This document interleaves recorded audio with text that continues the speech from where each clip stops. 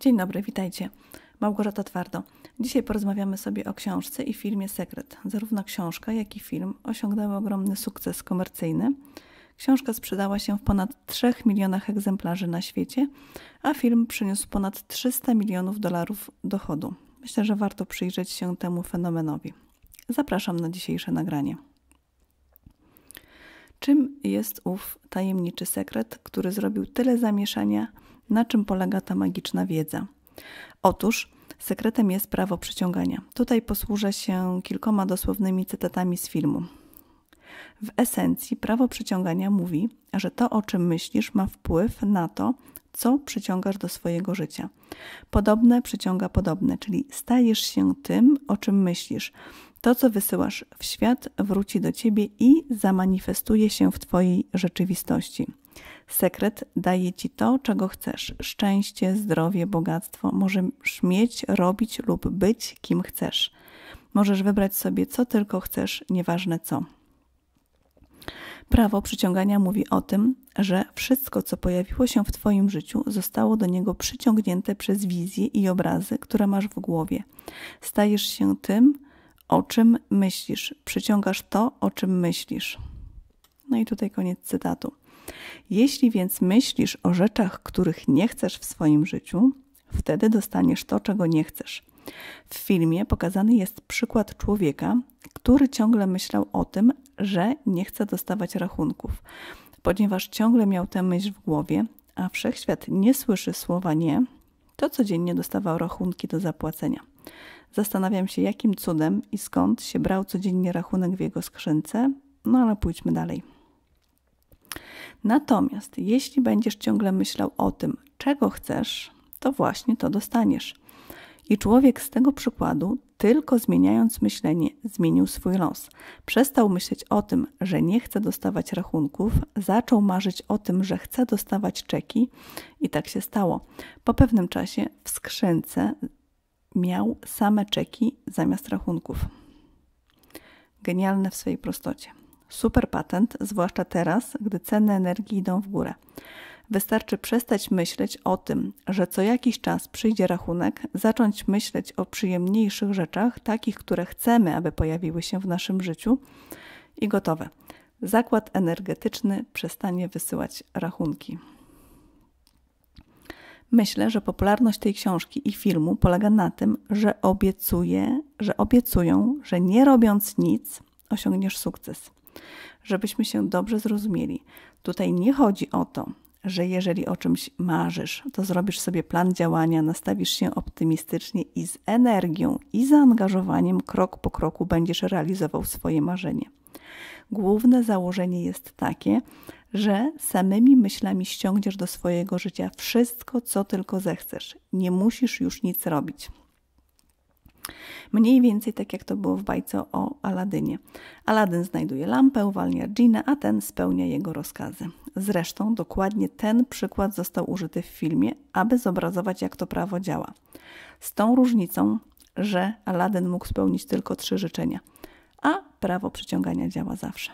Według mnie nie istnieje żadne prawo przyciągania. Prawo jest wtedy, gdy robisz określoną rzecz i zawsze otrzymasz ten sam rezultat. Na przykład wsypujesz sodę do octu. Jeśli zmieszamy obie te substancje, dojdzie do burzliwej reakcji, w której powstaje octan sodu, dwutlenek węgla i woda. Tak będzie za każdym razem, gdy to zrobimy. Gdyby rzekome prawo przyciągania działało w ten sam sposób, to równanie wyglądałoby następująco. Los w totka plus myślenie o wygranej, przyciąganie wygranej równa się wygrana. Sami odpowiedzcie sobie, czy tak się dzieje w życiu.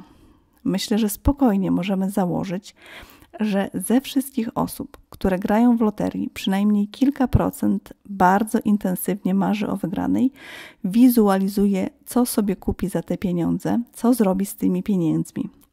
Robią to świadomie lub nieświadomie, co nie ma znaczenia, bo przecież spełniają założenia domniemanego prawa. Jaka jest rzeczywistość? W danym losowaniu głównej nagrody nie wygrywa nikt, bo przecież są kumulacje lub wygrywa jedna, maksymalnie kilka osób. Gdyby to było prawo, to wygrywałby każdy, kto bardzo tego chce. Każdy, kto spełnia założenia prawa przyciągania. Część osób, która mnie słucha, może pomyśleć sobie, a co mi tam, spróbuję. Jeżeli nie pomoże, to przynajmniej nie zaszkodzi. Niestety to jest błędne myślenie. Ta teoria jest szkodliwa, nie bójmy się tego powiedzieć. I może spowodować, że zamiast wziąć się do pracy, tylko sobie pomyślisz, co chcesz w życiu osiągnąć, będziesz tracić czas na przyciąganie tych rzeczy do życia, zamiast po prostu wziąć się do pracy i coś w nim zmienić. Po drugie, możesz zlekceważyć oznaki płynące z organizmu i nie pójdziesz do lekarza, gdy organizm zacznie ci dawać sygnały, że dzieje się coś niedobrego. No bo przecież zwizualizowałeś sobie, że jesteś zdrowy. To na pewno tak jest. Wszechświat dał ci zdrowie. W filmie lansowana jest teoria, że przez moc pozytywnego myślenia możesz pozbyć się choroby. W filmie jest świadectwo Katy Goodman, kobiety, która zachorowała na raka piersi.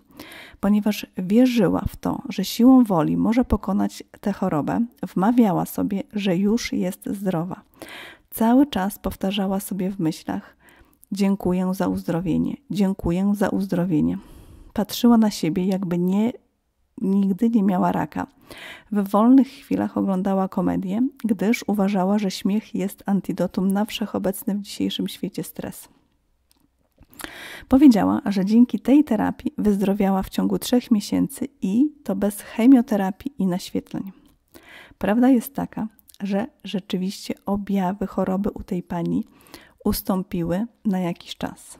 Ale niestety ta kobieta w 2009 roku zmarła na raka piersi.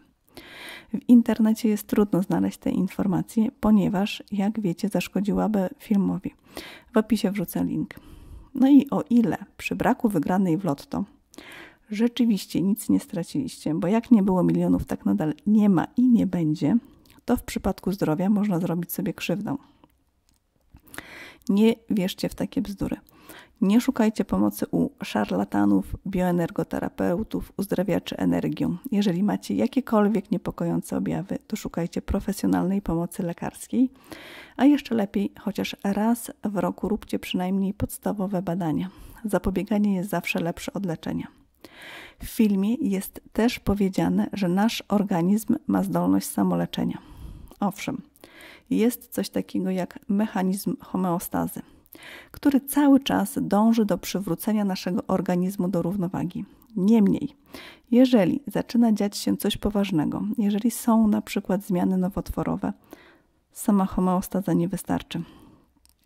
No i tutaj ktoś może mi powiedzieć, że zdarzają się cuda. Tak, i ja też słyszałam o cudownych przypadkach wyzdrowienia, których konwencjonalna medycyna nie potrafi wytłumaczyć. Niemniej, tutaj rozmawiamy o prawie, nie o przypadkach, które czasami się zdarzają, ale o prawie, które ma działać zawsze. Taki właśnie kit wciskają nam książka i film. Po trzecie, zdając się na to enigmatyczne prawo, oddajecie kontrolę nad swoim życiem jakiejś nieokreślonej sile. Pozbywacie się poczucia sprawczości. Chodzi mi o to, że odpowiedzialność za swoje działania i zaniechania to jest jedna z najważniejszych cech człowieka dorosłego. Po prostu dojrzały człowiek bierze odpowiedzialność za swoje życie. Tutaj tego nie ma, no bo przecież wszystko daje wszechświat i to jest pułapka. Znalazłam wywiad, w którym poczytna autorka literatury New Age, Louise Hay, która bardzo mocno propaguje tę ideę, przyciśnięta przez dziennikarza, mówi, że ludzie, którzy zmarli w wyniku ludobójstwa, zasłużyli sobie na to w poprzednich życiach. I tutaj zacytuję dosłownie fragment wywiadu udzielonego Markowi Oppenheimerowi dla gazety The New York Times Magazine. Wywiad został opublikowany 4 maja 2008 roku. Link oczywiście wkleję w opisie. Ona, mowa tutaj o Louise Hay, nie może uciec od własnej logiki. Jeżeli nasze myśli kreują nasze okoliczności, to zawsze to my ponosimy odpowiedzialność. Gdy zapytałem ją, jeżeli myśli są odpowiedzialne za rezultaty, ofiary ludobójstwa mogą być obwiniane o swoją własną śmierć. Na co ona odpowiedziała? Nie powiedziałabym im tego, nie chodzę wokoło i nie sprawiam, aby ludzie czuli się źle. Nie o to mi chodzi. Naciskałem bardziej. Czy uważasz, że są za to odpowiedzialni? Yes, I think there is a lot of karmic stuff that goes on, past lives.